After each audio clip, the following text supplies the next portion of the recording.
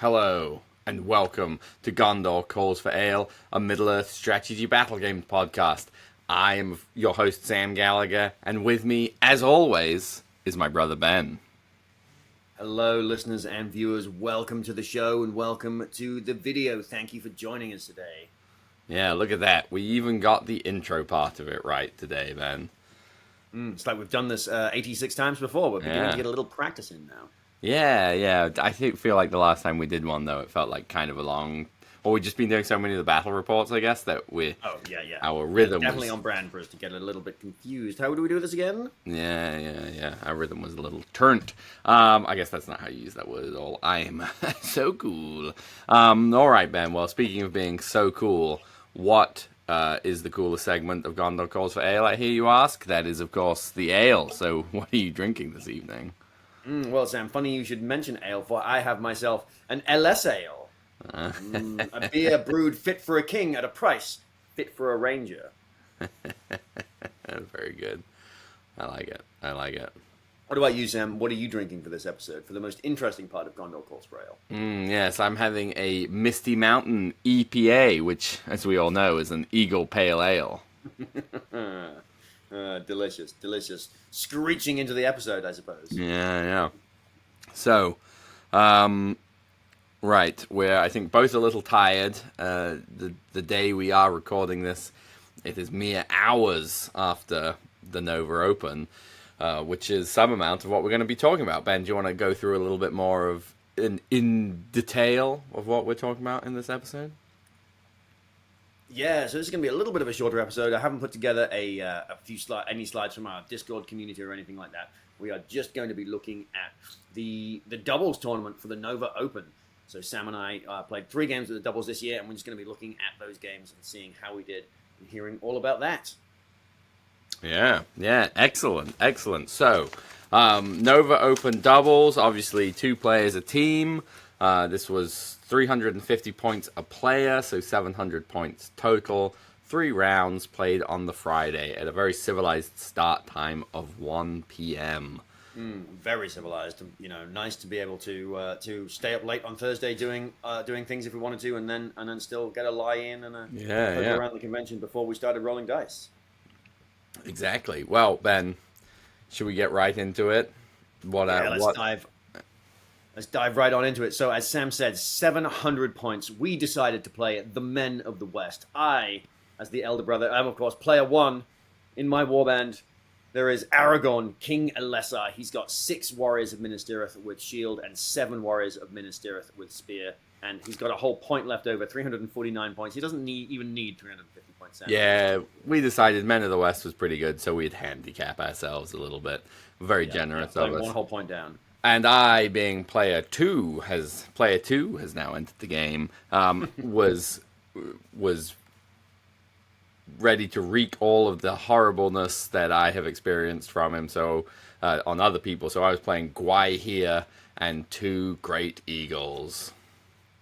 So we had 17 models, no bows, but still 6 might. 6 might, and of course Mighty Hero on Aragorn. Yeah. And the models, if Aragorn's alive and on the board, we're functionally fearless from the Men of the West.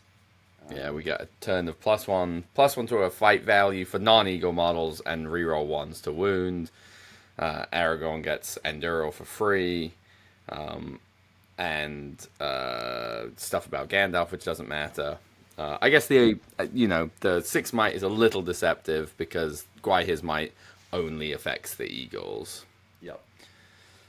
Oh, so yeah, going for something that was gonna, sort of checked all our doubles boxes, right? It's got at least one half of the army is very fast. It's good to know who the leader is always gonna be. So Aragorn is always gonna be deploying in the middle or first, and going with our strengths.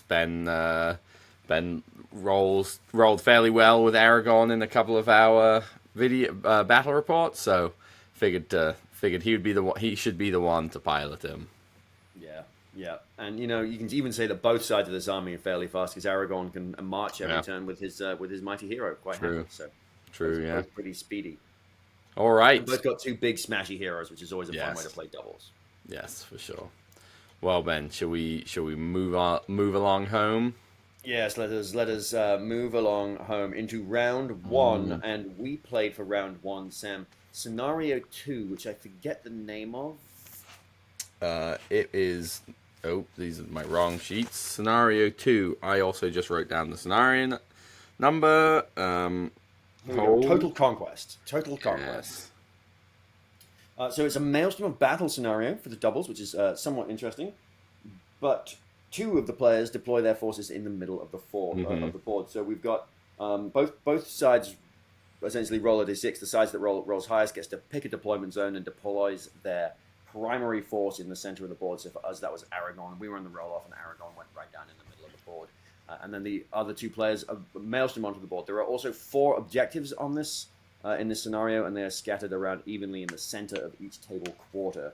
We get victory points. 1 victory point for having more models within 3 inches of the objective than the opposing team. If there are no models, instead you score 3 victory points. 1 victory point for breaking the enemy army. 2 if they are broken and you are not. 1 for wounding the enemy leader, and 3 for killing the enemy leader.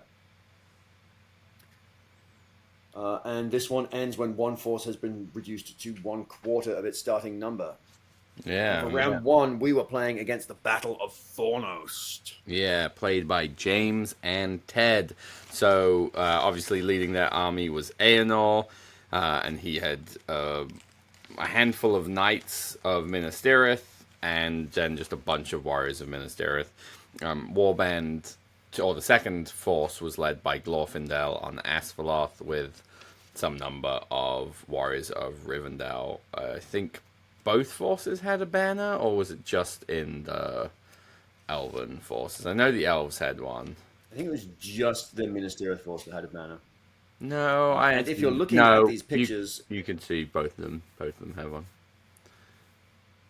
Right behind Aenor. I was gonna say if oh yeah, definitely the Minas Tirith force has a banner, and they're represented by warriors of Arnor this game, the elves. So they were playing an alternate timeline where the elves had arrived in time. Yeah. So should we get along into it, Ben? Yeah, so we've got Aragorn and Aenor facing off in the middle of the board. Let's get right on into it.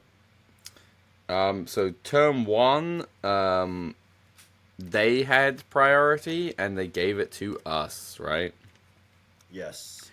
So I Yes. think essentially, you just engaged, put Aragon into a couple models, and just shifted off to the left, right, because their knights are on the right hand side, and we should say we were playing on like a Orthanc. Orthanc board. So you sort of used Orthanc to anchor one side of your shield wall. Yeah. I misled you, Sam, and dear viewers and listeners. There are 5 objectives, not 4. Right, one's in the Four. center. There's 4 objectives, 1 in the center of each table quarter, and then an additional 5th objective in the center of the board. Yeah, and then and then I can't remember what I rolled for my maelstrom, but Gwaihir rolled a 5 for his 5. maelstrom. Perfect. So I think I just came on our side of the board, basically directly behind Aragon. Clearly coming in from the west. As we Exactly. are men of the west. Yes, and flew on in. Yep. Glorfindel rolled a 6 and came on our choice. We put him in a corner because that's what you do. Sorry, not a 6. I rolled a 3. Glorfindel rolled a 3. We put him in a corner because that's what you do. In the combat phase, Aragon called a free heroic combat. And between Aragon and my trusty warriors of Minas Tirith, I think Aragon only got one kill, but my trusty warriors of Minas Tirith slew another 3 of the traitor warriors of Minas Tirith that we were facing off against. So we were up by 4 kills on this first turn, although we did take a casualty in return. I think some of the knights of Minas Tirith came in hard with those lances. Turn 2, they won priority again and chose to keep it. And Aragon, of course, calls a free heroic move, which they let us have. So we once again engaged in. And at this point, because they are swift, the Eagles were coming on in. Yeah, I think basically what ended up happening, right, was you charged in. I wasn't caught by your move because I was still far enough away. The knights encircled some of the Minas Tirith line, and then I was able to get Gwaihir into a knight and a regular eagle into a knight, and then just had another eagle hovering ready for next turn. Yeah, yeah. So in the combat phase, Aragon's spent his mighty hero this turn already, so he doesn't call it a heroic combat. But Gwaihir does call it heroic combat, as does Eoner. Eoner's heroic combat goes first, and he absolutely biffs it. Has to spend his remaining 2 points of might to win that fight, and then he charges into. Does he charge into an eagle, or is it Gwaihir? He charges into Gwaihir. Charges into Gwaihir, and also has to spend a point of will to pass the courage test. Is what I have marked down. Yes, well. Yeah, same. And then I think then it was Gwaihir's combat, which I did not roll well enough to win. So I think Eoner won and did a wound to Gwaihir, and I was able to pass my fate. So not great for the eagle or for Gwaihir, but could be worse as well. Yeah. Elsewhere down the line, Aragorn once again just slays one warrior of Gondor. This was Aragorn. He was just killing one guy at a time, one at a time. This was him over the most of this event for me. But his trusty warriors of Minas Tirith got another 2 kills. We got another 3 kills this turn. Actually, one of those could have been the Eagles, though I think you may have biffed the Eagle roll too. I'm not quite sure, Sam. I'm not. I don't remember either. I think I killed the knight, but I'm not sure. Yeah. So we take turn 3 priority, and Eoner's out of might. Glorfindel is still riding onto the table, so basically we get to move first, which is very nice. And of course, the battle lines relock. I think Gwaihir goes into Eoner, is that right? Or did you just throw an eagle into him? I think I put Gwaihir into him, but I'm not 100% sure. I didn't take great notes here. So in the combat phase, Aragorn calls a heroic combat with his mighty hero. We get another couple of hills, another couple of kills even. Eoner is taken off his horse and killed by Gwaihir this turn. And one of the eagles picks up a warrior of Minas Tirith and hurls it into Glorfindel on Asfaloth, taking him off Asfaloth this turn as well. Yeah. So I think at that point, maybe one of the eagles was in the back line. And I mean, they sort of get all over the place. And then Gwaihir, kills Eoner. So Eoner is ripped apart this turn. And Aragorn has to spend a point of might to win his heroic combat. But we do get another couple of kills this turn as well. Yeah, and I can't remember if it was... You'd send 2 warriors of Minas Tirith off towards a corner objective. Basically, you'd send a couple warriors of Minas Tirith off towards each objective, and we were very close to already controlling 4 objectives. The elves were stuck behind this scaffolding. Glorfindel had been basically riding up by himself, and these elves had been moving up 6 a turn. Glorfindel got a little too close, and with a good hurl, I was able to knock him off, as Ben said. And at this point, we've taken 2 casualties and have killed 10. Yeah, 10 of our opponent. Obviously, most of them being the warriors of Minas Tirith that were near with Eoner. What do you think, Ben? Is it worth just sort of, rather than going? I really don't have many notes for any of these games. Yeah. All right. So we get one more turn essentially with Glorfindel in the back lines. He can't reach because he's off Asfaloth now. He can't reach any more warriors. So both Gwaihir and Aragorn, we take the next turn priority. We're mopping up what's left of the warriors of Minas Tirith. Both Gwaihir and Aragorn go in. They both call heroic combats. I only have us marked down for another 3 kills this turn, so I'm just not sure if I just wasn't doing a good job of tallying it, or if our heroic actions weren't that punchy this turn. Glorfindel does get into combat with possibly some of my warriors this turn, or maybe he had an eagle surrounded and trapped. I don't quite remember, but he calls a heroic combat, but fails to win his combat. So now he's sitting on 1 point of combat. I think it was. Turn, I think you had an it was eagle the eagle. Got knocked off Asfaloth. Had to spend a point of. I think point of might to stand back up.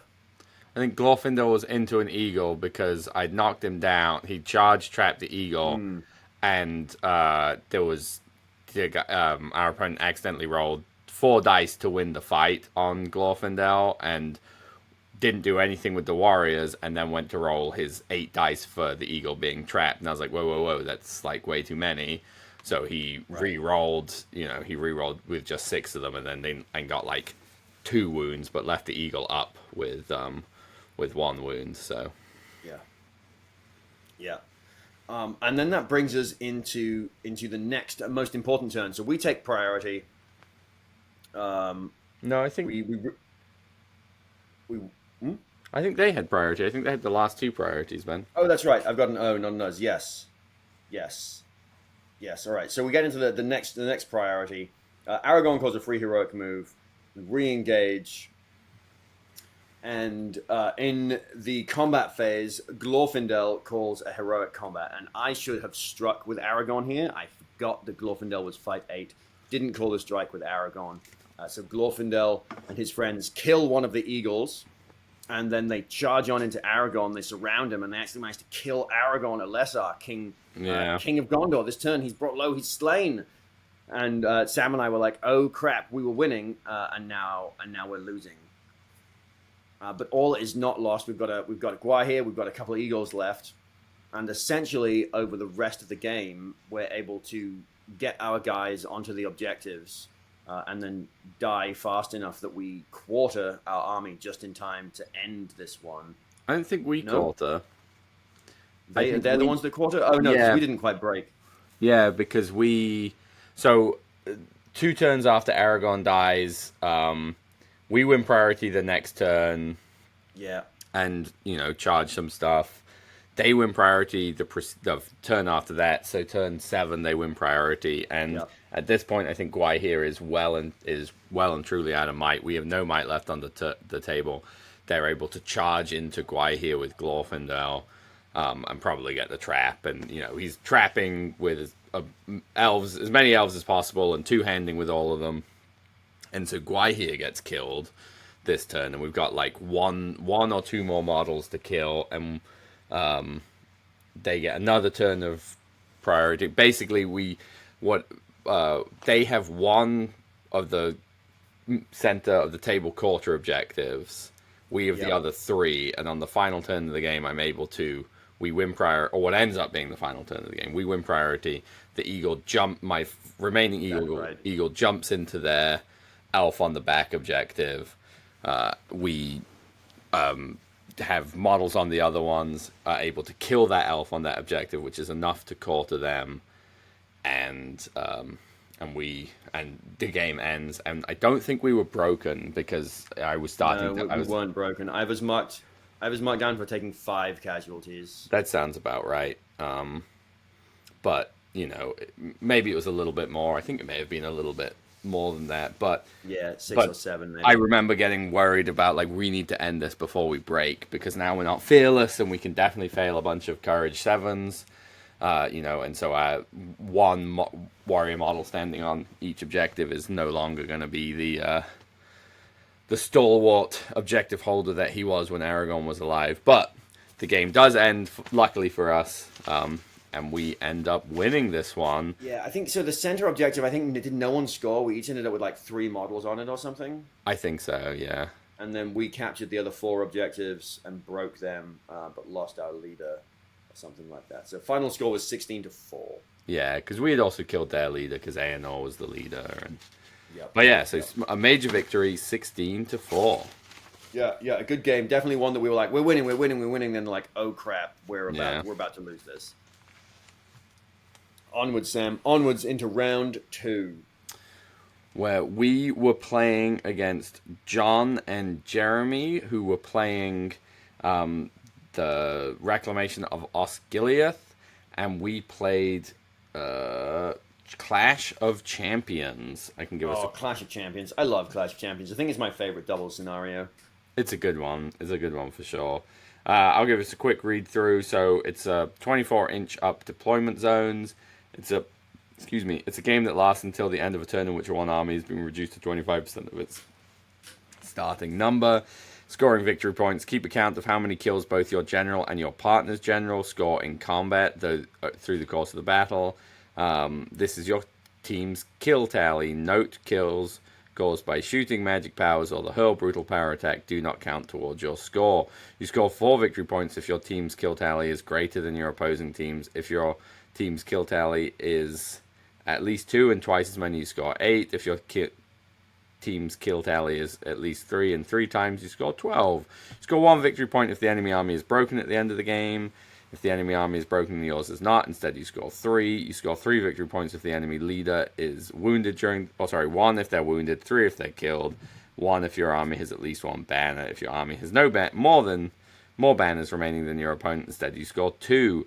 And then we have a friendly rivalry. Whilst the two general models are fighting alongside each other, they are both still trying to prove that they are the better fighter of the two. Keep a record of how many kills the generals for each force has in combat individually. For each army, whichever general has the fewest kills out of the two in they gain a +1 bonus to wound when making strikes. All right, awesome. Men of the West, Reclamation of Osgiliath. I can't remember. I think we deployed first, and Aragon essentially went in the mid. No, they put down Boromir first. Yeah. They won the deployment. They put down Boromir first. They sent him a little bit back from the center of the board, and I set down Aragon. I set as offset to Boromir, if only because I didn't want to deal with trying to put my hands around some of these terrain pieces. Yeah. Faramir and Madril end up going just sort of more opposite Aragon, and we get this a little bit offset deployment. The Eagles, of course, just come right down behind our battle line because that's the best place for them to be. We get stuck right into it on turn 1, where we choose to give them priority, and I think they essentially sort of shuffle a little bit but don't really move, which lets us push forwards. I think 1 Warrior of Minas Tirith into combat. Aragon is within threat range, and the Eagles, Sam, tell us about the Eagles. Yeah, so I was able to dive. I think I was able to get into combat with all 3 of them. Maybe it was only 2, but Gwaihir got into combat. 3. Yeah, Gwaihir got into combat, and I think both the other Eagles got into combat. They did have a fair amount of shooting, but it didn't do anything really this game that I recall. I mean, basically shooting into defense 7 most of the time because Ben's in shield wall. Maybe they did kill 1 this turn actually. But yeah, we took a casualty this turn. Yeah, so it would have been from shooting, I think. So Gwaihir decides to call the combat because he's in a pretty solid position, and he kills the 2 models he's in combat with and 1 of the spear supports, then dives another 2. Potentially foolishly, he dives a pair of knights that are like right behind Boromir, and I end up killing both of those knights as well. The other Eagles, I think, each get a couple of kills apiece as well. I think 1 Eagle was maybe only fighting 1 guy in a spear support and only killed the guy he was in combat with, and I think the other Eagle just killed the 2 he was in combat with. Yeah, I was marked down for 7 kills inflicted. Yeah, so 4 of them from Gwaihir. Yeah. No, I think it was 5 actually from Gwaihir. Oh, really? That would make sense. Yeah, he got a spear support or something. Yeah, because he went into 2, killed 2, and a spear support went into 2 more, killed another 2.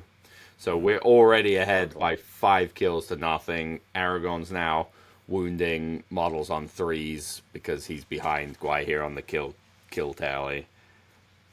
But I think importantly, Gwaihir is like right behind Boromir, which is maybe wasn't like the best spot for him to end up being. So we take the next turn priority and choose to keep priority, and we get we don't even get a move. I don't have a move off marked down. Did we just charge? Maybe that's what happened. Maybe I didn't. I just dived in some regular warriors, and this turn, and then this turn I charged into those 2 knights behind Boromir.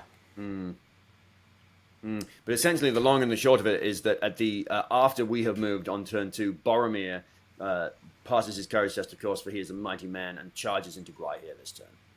Aragorn is fighting against Faramir, and the battle lines are well and truly locked. Oh, you know what it was, Sam? Gwaihir charged into the 2 knights. Boromir couldn't get into Gwaihir, but we get the Madril. Madril has to call a heroic combat. Boromir has to call a heroic strike so that Gwaihir doesn't call a combat and hurl into Boromir's combat or something like that, right? They had to combat with Madril and strike with Boromir to catapult. I think they both. Madril. No, I think they both get. I think they're both. Are they maybe just fighting a Oh, you regular know what it eagle? was? It was they were both in with Gwaihir, but they had to call the combat with Madril because otherwise we were going to go with an eagle first and Yeah, just hurl into Gwaihir's combat. yeah, yeah, Yeah. So they've got Madril, a bunch of guys, Boromir in on Gwaihir. Boromir calls the strike. Madril calls a heroic combat to make sure that that combat goes first and that one of our other eagles doesn't spoil it all for them. Gwaihir responds with a heroic defense, and Faramir also calls a heroic defense. So essentially, Boromir and the Gwaihir combat goes off first, and nothing happens there. yeah. Faramir fighting Aragorn, we're able to get one wound through his heroic defense, so Faramir spends a point of fate, which is very nice. And elsewhere, we get 3 kills and take another casualty. So not a super strong turn for us. I think the Eagles maybe didn't do terribly well this turn, Sam. No, they had a bit of a cold game this game overall. Yeah. Also worth noting that at least one of our opponents was fairly new, and we were trying to, especially after the first turn where it was like 7 of their models had died, we were, trying to be chill and fun. And I could have still hurled into Boromir and taken him off the horse, but I decided that was not a particularly fun way to play, and it's very frustrating when it happens to you. So I decided not to do that and just try and get some more kills. So turn 3, priority goes to them. And they obviously choose to take it. Yep. Aragorn calls a free heroic move this turn, or a move with his mighty hero, and Madril counter moves. And unfortunately, the move goes to our opponents because at this point, Gwaihir is down to 1 might and is looking to get out of dodge. Yep. But same thing happens. A bunch of Minas Tirith charge into Gwaihir, including Boromir and Madril. And then basically, I think the lines relock. Yeah, interestingly enough, they chose to put Faramir back into Aragorn. Yeah, Which, I do hear it stops Aragorn just killing guys, but it also stops Faramir from killing guys. yeah. So we get the Faramir and Aragorn duel off. Faramir calls another defense, as does Gwaihir. Boromir calls another strike, but this time, since they have priority, they don't need to call the combat with Madril to make that go first. And we get for Gondor from Minas Tirith, or from the Reclamation of Osgiliath, which then Ben and I had been discussing about using for Frodo, and decided to hold it. But once they called for Gondor, we decided to counter because +1 to wound is pretty good. So we just want to be out fighting them this turn if possible. Yeah. So we got +1 fight this turn. They got +1 to wound this turn. As far as the important fights goes, the heroic defense, Gwaihir loses 2 points of fate through the heroic defense this turn, which is a bit tough. Faramir takes another wound through his heroic defense this turn. So both sides have called 2 heroic defenses and lost 2 wounds through them so far. Yeah. We take another single casualty this turn and inflict another 3 kills. So for Frodo, definitely trumping for Gondor. Frodo over for Gondor for sure there. They take the next turn priority, and we get another move off between Aragorn and Madril, and unfortunately, Madril once again wins the move off, and essentially we get a repeat of the previous 2 turns, except this time Gwaihir is out of might and cannot call the heroic defense. Yeah. So Gwaihir goes down this So in the turn. combat phase, Boromir strikes up. Boromir strikes up. Faramir uses his last point of might for another heroic defense, and I don't get any wounds on him this turn. We only get a single kill and only take a single casualty, but it is, of course, Gwaihir being brought low in the vulnerables, if you will, Sam. Yeah. Unfortunate, too, because there was like 1 warrior of Minas Tirith off on the side, shielding and beating one of my eagles for like 2 turns in a row. And I had another eagle in the back, and I got pretty pissed in this turn because it was just so frustrating to lose like 2 very crucial move offs, and I'm only playing with 3 models. Granted, one of them's fucking Gwaihir, so like you can't really complain, right? But I just like hadn't done anything with my eagles for this, at all last turn. And after Gwaihir died, I then failed to kill. I was fighting 2 warriors of Minas Tirith with both eagles and failed to kill either of them. So I was annoyed, and Gwaihir was dead. And then we moved on into turn 5 priority, where we won this time and elected to give ourselves the priority. We As we had should. we had another move off between this time between Boromir and Aragorn's free move, and once again the move went to our opponents. Yeah, so Boromir moves first, and this time he's finally free to go into a rampage. Does he go into an eagle this turn, or just into some warriors? He charges Just in into some two words, warriors, I yeah. think. And Aragorn is once again fighting Faramir. Faramir is next to Boromir, calls a heroic defense using Boromir's fifth point of might at this turn, and Boromir calls a heroic combat, so he's now completely out of might. In the combat phase, Boromir gets 3 kills this turn, Yeah. and Aragorn manages to put another wound on Faramir through the heroic defense. And one of the eagles goes soaring into Madril and rips him apart in Yeah. vengeance for Gwaihir. Madril is brought low this turn. Yeah, and I think you actually kill Faramir through the heroic defense this turn. I have him marked dead as next turn, but that's Oh, possibly an inaccuracy. well. So they take turn 6 priority. Aragorn calls a heroic move, which they've got no might left to counter. And I think at that point, with Aragorn having 3 heroic moves, it's pretty much all over.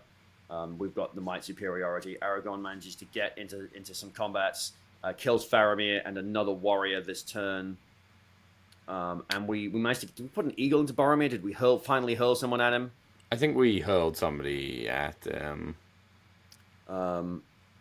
Because he starts... Faramir spends his last point of fate this turn, and then does he spend one of? He spends one of. He ends up spending one of Boromir's fate, and then Boromir has to spend his own fate from the eagle coming into him. Yeah. Anyway, so Boromir ends up taking a wound as well at the end of the game. Yeah. Also important to note that first turn of combat where Aragorn was fighting Faramir, it was Aragorn fighting Faramir and a friend, and you put one of Aragorn's attack into the friend just to get, because you needed a 3 and you got a kill. Yeah. So we ended the game with just the 5 kills from Gwaihir that he got on the first turn, but Aragorn got 4, and Boromir got 5, and Faramir got none. Yeah.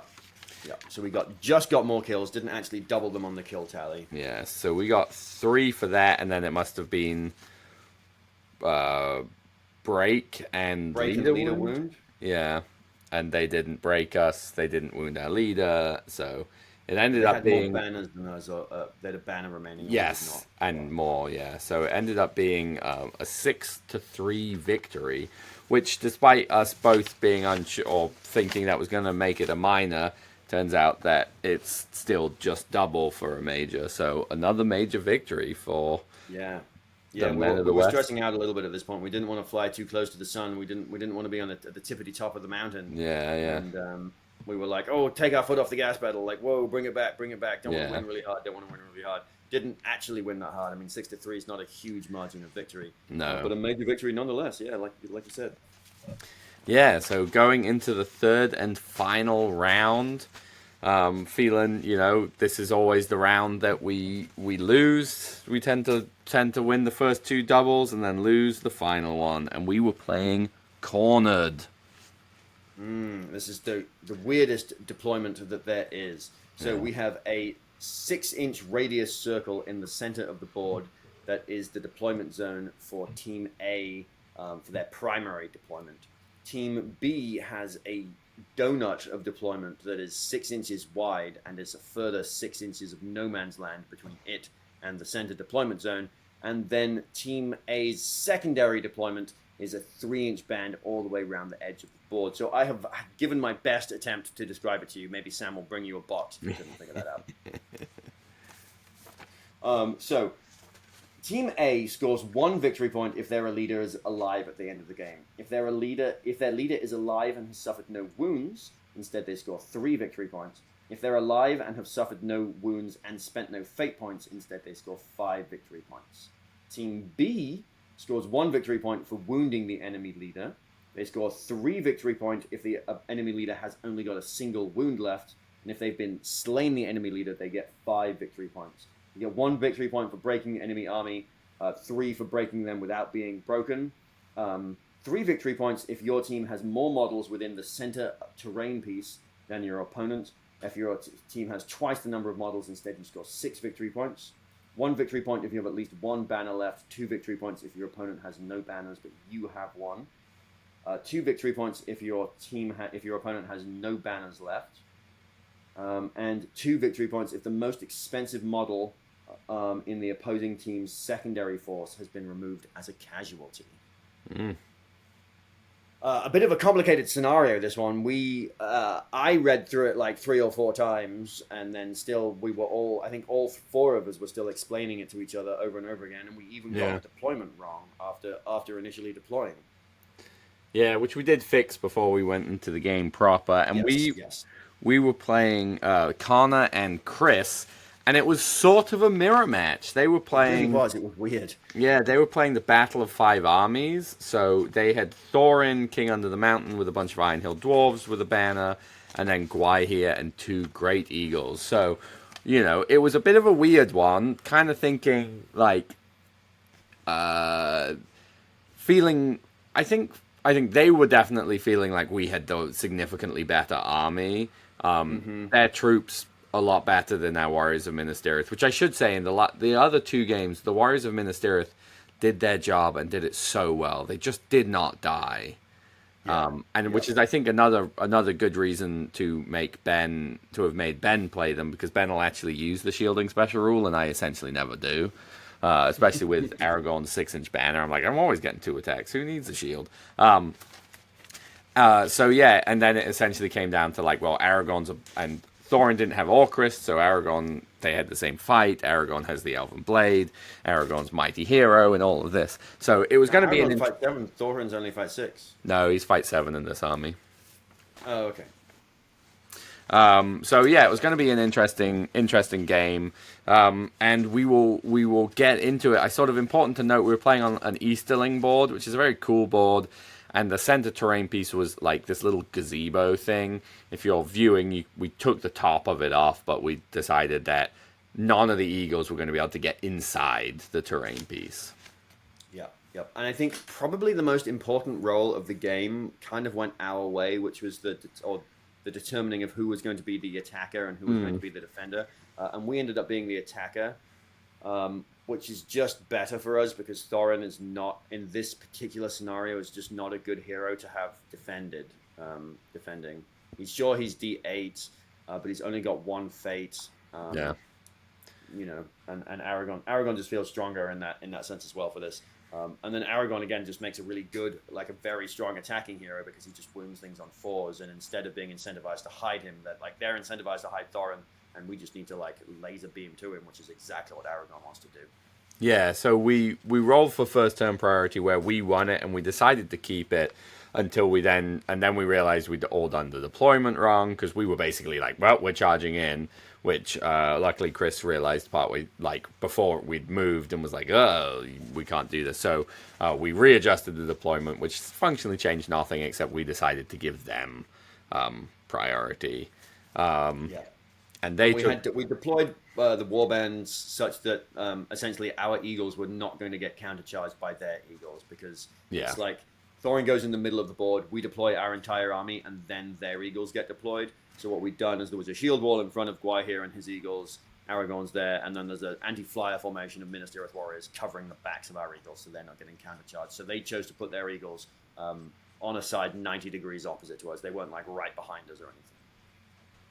Yeah. So I think...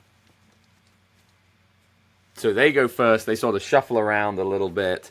Their Eagles move up, kind of protecting Gwaihir in a backwards triangle formation. So 2 Eagles at the front with Gwaihir behind. And I think the only combat we get this turn is one of my Eagles, or maybe it was Gwaihir. No, I think it was just one of the Eagles just dove. Yeah, it was. It was one of the Eagles just dove into one dwarf on the back line and decided to hurl him at Thorin, which was definitely the right choice. I believe I don't think I wounded the dwarf. I did. I killed the dwarf I threw, and then put a wound on Oh Thorin. no, you didn't. You didn't kill the dwarf because it Yeah, landed I next didn't. to Thorin. I didn't think so. I didn't do anything, and then just the six popped up for wounding Thorin, which was pretty awesome. And they were definitely about to just take a wound on Thorin, and then Ben very nicely was like, "Whoa, whoa, whoa, whoa, whoa! You should definitely pass. You should definitely take the fate, because if you just take the wound, the maximum you reduce what you can score on this to 1 point for protecting Thorin, just right Yeah, off the bat, yeah, which which is was why one Fate Heroes feels so bad to be defending on. I think in this yeah. one. So they ended up using the fate, and I think Chris rolled a 3 Yeah, and decided to use a point of might as well, which was the right choice. Maybe like in for a penny, in for a pound. I guess if you're already burnt the fate, you might as well spend the might. But that felt pretty okay. And Aragon had importantly charged up, so where he was within 6 inches of that eagle for calling a move if we needed it. yeah, yeah. Which we, most certainly were going to want to call a move. Because it was going to come down to a bit of an eagle off, really, in this game. Yeah, So they do take turn two priority, and we do get a move called by Aragorn here. Thorin is, of course, lying on the ground in the middle of the board, and importantly, is not within 6 inches of their Gwaihir anyway. I think they won it, but gave it to us. I have Aragorn marked down for calling a move. I think they won it and they took it, Oh, and okay, then that and then makes Aragorn more called a sense. move. Um, Um, which yeah, I think they might. This would have been a good turn for them to move with Gwaihir, if I'm honest. Just looking back at this game, hindsight yeah, 2020. I think this because this was an important turn. yeah. So you, Aragorn goes cannoning into some dwarves. All of my warriors of Minas Tirith, tie up as many dwarves as they can, and one of my warriors of Minas Tirith can actually charge into Thorin to keep him on the ground. So that's exactly what we do. We charge into Thorin, and the eagles. Sam, tell us about the eagles. yeah. So I put the eagle back in. That had a glorious hurl back into a couple dwarves on that side, and then I decide to dive my other eagle into the two unnamed great eagle, or the two great eagles from the Battle of the Five Armies. And then after humming and hurring a bit, I put Gwaihir into the other eagle as well. So it's going to be one eagle versus one eagle, and one Gwaihir versus one eagle. And then you basically bubble wrapped my eagle and Gwaihir as much as possible with a few warriors of Minas Tirith, so their Gwaihir Yeah, couldn't jump over and tag and trap and tag my eagle. yeah. I also bubble wrapped Aragorn so that Aragorn Yes. couldn't get grabbed by Gwaihir, and I couldn't quite bubble wrap their Gwaihir, your Gwaihir, sorry, their Gwaihir could definitely have gone into ours this turn. I was really hoping actually that their Gwaihir was going to go into one of my warriors of Minas Tirith, and be within threat range of Aragorn, because what I really wanted to do this turn was call for Frodo and call a heroic combat with Aragorn and go into their Gwaihir. As it was, they went into the eagle. And actually, if you're looking at the video, I have got the picture right to the turn. This is that turn. You can see their Gwaihir is off on the right of the image, fighting one of our eagles with the golden head. And then our Gwaihir and our eagle are fighting the other two eagles up in the top of the corner. Yeah, so if you're not viewing, their Gwaihir jumped my eagle that was far away and had gone into some dwarves. I was definitely going to try and hurl into Thorin. Yeah, that eagle was like, one dwarf at Thorin, let's do it again. Yeah, right. I've already wounded him once. What about second wound? So we get into some combat where Gwaihir calls a combat. Yep. Aragorn also calls a combat this turn, so he's now spent a point of might. Yeah. And I think basically what happens for me is Gwaihir has to spend a point of might to win the combat against the Great Eagle, but I do then kill the Great Eagle. Just Because rendered it. I think he's trapped. I think there was a way that because my is that right? Do I kill the eagle? No, it wasn't trapped. I think it was. Oh, you know what it was? Your Gwaihir didn't go into the eagle. Your Gwaihir No, went into a dwarf. called a You're right. combat from the dwarf, and then was able to hop over the eagles and trap the eagle. Yeah, that's right. Looking at this picture makes it like so. Yeah, he was able to fly over to the opposite side of my eagle, and there was a piece of terrain behind their eagle, and so I killed the dwarf, fly over, and then Trap that white. That white eagle gets trapped. yeah, trap him, and then I decide to go for rather than rending, I just go for the 8 strikes, needing Five. fives, I think it was, and just rip the head off their eagle.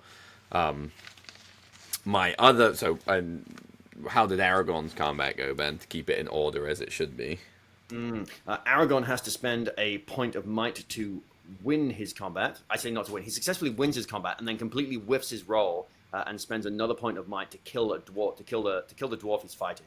One or two dwarves, anyway. Yeah. He has to spend a point of might to win to succeed in his heroic combat. So Aragon's now on 1 point of might. He spent 3 points of might this turn. That's pretty cool. Still on Yeah. 1 point of might. Goes into 2 more dwarves and gets another kill. So Aragon gets 3 kills this turn.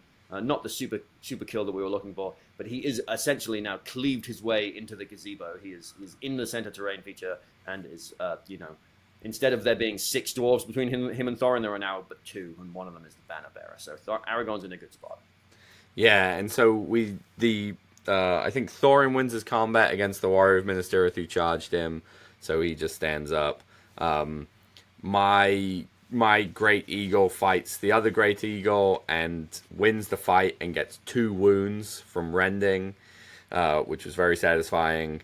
And then their Gwaihir and some number of dwarves fight my great eagle. Their Gwaihir has to spend a point of might to win the fight, and then still is unable to kill my eagle and just puts, I think, just puts 1 wound on it, actually. Yeah, they had it trapped as well between the dwarves Yeah. and stuff as well, I think. So a really rough turn for them. I don't know whether it was a misplay or not putting their Gwaihir there, but certainly after not removing your eagle and losing 1.5 of their other eagles. Yeah. And importantly, those 2 other eagles are still now or the 1 remaining eagle that's out there on the flank is still not within range of any might. So Yeah. if a move is called, it's not getting rescued. Yeah. Which is what ends up happening, right? Because they win priority for the next turn, decide to keep it. You call a move with Aragon, and I don't think they counter the move. No, they do. They do counter the move with Thorin, and the move off does go to Okay. them. But it doesn't matter. They can't rescue that eagle. Yeah. It's either move I might down for them. Gotcha. Yeah. So I think basically I charge my great eagle back into the one that's on 1 wound and on its flank, get the extra die in there, and then I jump my Gwaihir onto their Gwaihir, who's also still fighting my great eagle. So I don't really, and then I assume Aragon and the Warriors of Minas Tirith are just continuing to contract Yeah, onto the dwarves. they just continue the scrum. We get a heroic combat from Thorin this turn, so maybe we did win the move off. I can't quite remember. Maybe we did win the move off because it's not marked as a free heroic combat, and Thorin only gets them for free when he charges. Yeah, I think either they didn't call it. I don't have it marked as a call, but maybe they did and I just didn't write it down. But I do think it went to us because I also think I was able to put my great eagle back into their Gwaihir or even into just some dwarves or something. But yeah, Thorin calls a combat and their Gwaihir calls a defense. Yep. We get another couple of kills this turn. I think Aragon chops his way in, and yeah, not a whole lot happens this turn. I don't think. Just a couple of kills, repositioning. But essentially, it's turning our way. You kill the final eagle out on that other flank. Yeah. We get into turn 4. I think we get 3 kills and take 1 casualty this turn. The Gwaihir off just sort of grinds to a halt. No wounds through the heroic defense this game. Yeah. We would take turn 4 priority. This is where we get a move off again, maybe. No? I'm not sure. I don't have it. I have that Thorin called that 1 combat, so he must have called some more moves. Yeah, I think we do get a move off here. I'm not sure who it goes to. Essentially, it doesn't matter because Aragon and the Warriors of Minas Tirith are fighting these surrounded trapped dwarves in the gazebo. They're grinding them down. I think you can see in this picture there's about 6 dwarves left in the center there. Gwai here is trapped and surrounded by one of our warriors. A couple of my warriors of Minas Tirith managed to get in on their Gwai here to aid in the trap. Sam's other eagle is lining up more throws at Thorin, and Gwai here and Sam's eagle are fighting Gwai here as well. So how many times can I say Gwai here this turn? Right. So in the combat phase, I think we're calling them, and Sam appears to their, have frozen. From their Gwai here has to difficulties spend a here. point of might to win the fight.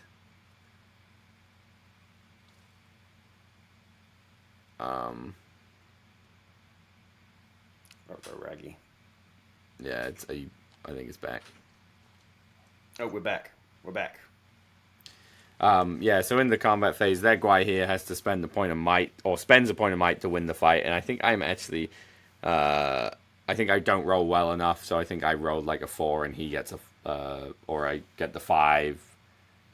Anyway, I can't remember. Apparently I hadn't a might, but chose not to.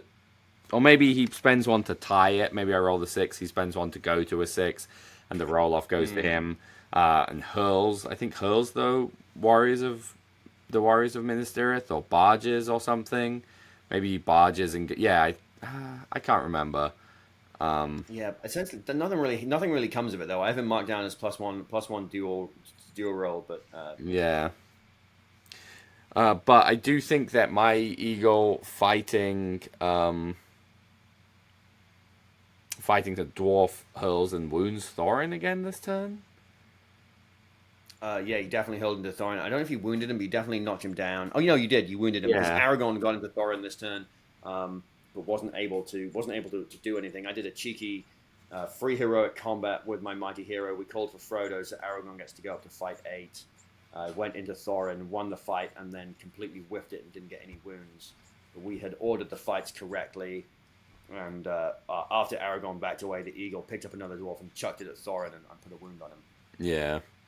And then I think I think they were broken at the top of this turn, so we rolled to see if the game ends, and the game continues on for another turn, where we once again take priority. I believe Thorin is totally out of might at this point, so they're out of might on the board. I put Gwai here and an eagle into their Gwai here. Maybe I go for all 3, and you were able to get Aragorn. I No, think you played it safe again. We did it just in case we didn't get Thorin. We put the third eagle back into a dwarf just to have one more dwarf to huck at him. I put the 2 warriors back into their Gwai here to get the trap. Aragorn goes into Thorin, and every single dwarf is now, including their standard bearer, is now engaged in battle. Yeah, and I'm able to win the fight against their Gwai here and kill him this turn. And I'm able to win the fight against Thorin and kill him this turn. And I believe you also kill their banner as well, right? I don't think I did. I have them marked down for having 2 victory points at the end of the game, so I think the banner actually survived. No, the banner doesn't survive because you just get 2 victory points if your opponent has no banners remaining. Oh, that's right. So, Yeah. So we basically, the game continued on for enough turns where we were able to kill Gwai here, kill Thorin, and the banner. So it was a pretty big swing for us at the end of that, and it ends up being a major victory, 18-2.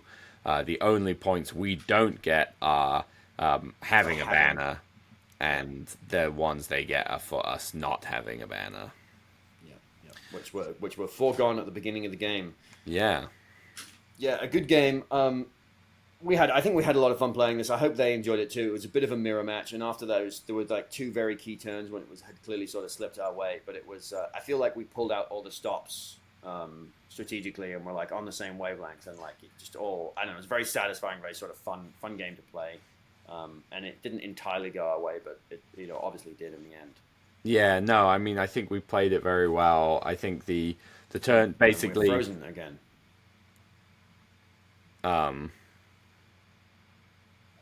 I think basically, it was a game that we knew was going to come down to the Eagles, right? or Yes. potentially, right? Yes. And they got unlucky not killing my eagle where they should have, but we still played it in such a way that we functionally took two off in one turn, killed one and reduced one to one wound, and then after the second turn, my Guai was fighting their Guai, so it was just going to be a roll off, and my other eagle was killed their eagle, so we like thoroughly had the air superiority, and they were kind of from that point on were playing 300 points down or 350 points Mm-hmm. down. Yeah. And once again, Warriors of Minas Tirith just would not die. Yeah. So strong. Such a strong profile. Yeah. So And Aragon, we Aragon killing one dwarf at a time is really, sometimes you get two, most of the time you just get one, but he's managed to cleave his way to Thorin, and that's what he does. Yeah. So ended the day on three major victories. Uh, we were kind of at that point we were like, well, I think we've got third place in the bag, and I was looking at it and the people because we were playing on table 3, right? Mm-hmm. And the people on table 2, basically, I think it got down to a point where they needed to win by 14 points and have. Oh, they needed to score at least 14 victory points and win by 5 or more, and then Mm-hmm. if they could do that, they would jump us and because we reported first, they would jump us and take second place. But that didn't happen. So yeah, we ended up in second, which is awesome. Yeah, yeah, super cool. Super cool to have taken second. First place was also the Men of the West, Matt and Evan Iverson taking first place, and third place was Army of the White Hand, Caleb and Alicia playing that. So, somewhat unsurprising to see those two lists at the top of the Yeah. doubles. Yeah, I guess um, worth noting, Matt and Evan's list was different from ours. They had Gandalf the White on Shadowfax with Pippin and Aragorn on horse, so an absolute powerhouse, but in a different way. yeah. Which is, I mean, it's the best we've ever done in doubles. We came third 2 years ago using the Beornings, and now Mm-hmm. we've got second place. So we went and tracked down Rob Loader because there were no awesome trophies this year. But we went and tracked him down and said, we want to add to our set. Can you make us some swanky double trophies? And he thought about it. He's like, for anyone else, no, but for you. So that was super nice of him, and very exciting. And it was super cool to come in second and have a great day of hanging out, playing doubles, and doing dumb stuff with big birds for me. Yeah, yeah, it's a fun doubles list. It definitely has the power, it has the speed, Yeah, but yeah. definitely I'm not not. unbeatable either. I mean, our games, that last one wasn't particularly close, but the other two games were closer than they felt like they should be anyway. Yeah, I mean, we definitely, I think, took a little bit to shake the rust off the wheels on the Mm, first game, and were decidedly played. Not to take anything away from our opponents, that's definitely not what I'm trying to say. But we hmm. did make a decision not to go pedal to the metal, not That's just true. because the one person was newer, but more because we didn't want to be on that top table or the top, the second table in the event because as I said before, we definitely tend to go 2-1 and usually lose the third one. And it's always disappointing to lose the last game of the event and, being on a slightly lower table and then doing really well on that, is a pretty good way to jump onto the podium. Yeah, yeah, for sure. So without further ado, Sam, I think that's a wrap for this episode. Yeah, yeah, a great time, and we'll be back in a couple weeks with the coverage of the Nova Grand Tournament. That'll be 2 episodes, so that'll be for the next, I guess, for the next 4 weeks after this. You can look forward to hearing more about Nova. Ben, is there anything you'd like to add or talk about? Where can we find you next? Do you have any plans on that yet? Not quite. I am looking at a couple of events in my new neck of the woods. I don't know if I've said it on the show yet, but I am moving to Canada. I'm on my way to Waterloo, Ontario. I'm going to go join the OSBGL, and there's a couple of events in November that I'm looking at participating in. I have not got my schedule dialed in just yet. Yeah, awesome. But Yeah, Sam, you got some things on the horizon, don't you? yeah. So the next event I will be at will be across the pond. I will be at the Warhammer World, Lord of the Rings random middle of the week game day thing. I'm not quite sure what it is, apart from 3 games of Middle Earth at 500 points. So that's going to be cool. I just happen to be in England during a time where I could stay for an extra couple of days to be able to do that. So I'm super excited for that. And then after that, I believe on October 4th, I'm still planning to play in the first of a series of 3 escalation tournaments, which are held at Your Hobby Place in Fredericksburg, Virginia. That's 650 points. There's another one in November that it goes up to 750 points, and I can't make that one, and I don't remember what the day is. And then on the 6th of December, there is the final 2 war, which will be 850 points for that. I think that is all I have for sure on the horizon. So, yeah, thank you for watching. Thank you for listening. We'll be back in 2 short weeks. Thank you for listening to Gondor Calls for Ale. We hope you have enjoyed this episode. We at Gondor Calls for Ale are officially sponsored by the Baron of Dice, the producer of premium wargaming dice. These beautifully hand-swirled resin dice have no micro bubbles and are therefore perfectly balanced. With over 3,000 variants and unique designs, nearly every tabletop gaming system is represented. So check out the description of this episode for a link and a discount code. Go buy yourself some new dice and let the good times roll. We at Gondor Calls for Ale are not associated with Games Workshop, New Line Cinema, or the Tolkien Estate. We hope we have not misrepresented or offended anyone. These recordings are strictly recollections of games we've played and are not commentaries on the character or competence of our opponents. They are intended purely for entertainment, and we hope they will be taken as such. You can find us on Patreon, see the link in the description. Supporting Gondor Calls for Ale there helps us continue to produce these episodes. You can find us on Instagram at Gondor_calls_for_ale. Feel free to send us a message there. Or on Facebook as Gondor Calls for Ale, another great place to send us a message. Or you can send us an email at gondorcallsforale@gmail.com. As Boromir, Captain of the White Tower, once said, remember today, listener, today this episode was good.